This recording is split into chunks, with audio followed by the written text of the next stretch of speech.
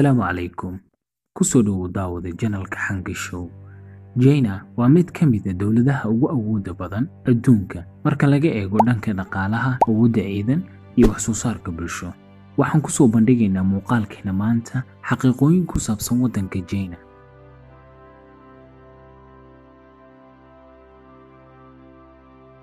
Ma ogtahay 33% suuqa ganacsiga adduunka inay China leedahay?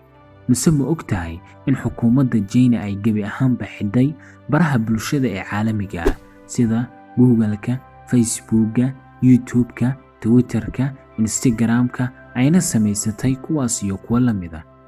Ma ogtahay in China sanad walba uu gooyo 20 milyan oo geed si looga sameeyo qoryaha cuntada ama qaadada cuntada? mise ma ogtahay in sanad walba 2 milyan oo Chinese ahi ay u dhintaan aafada sigaarka ama cabista sigaarka?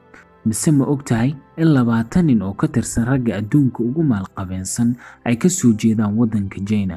Hantidooda marka total ahaan la isku geeyeen waxay gaaraysaa 145 bilyan oo dollar.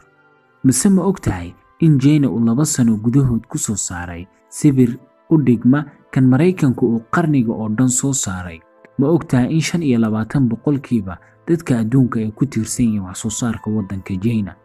mise ma ogtahay in China uu beero 7% dhulkiisa oo kaliya? ma ogtahay in dhererka wadooyinka tareenka ee China haddii la isku geeyo ay adduunka 2 jeer ku soo wareeganayso? mise ma ogtahay in qofka 24 saac jooga caasimadda Beijing ee wadanka China uu la mid yahay qof cabay 21 xabo oo sigaar ah, taasoo ay keentay dikhowga hawada China?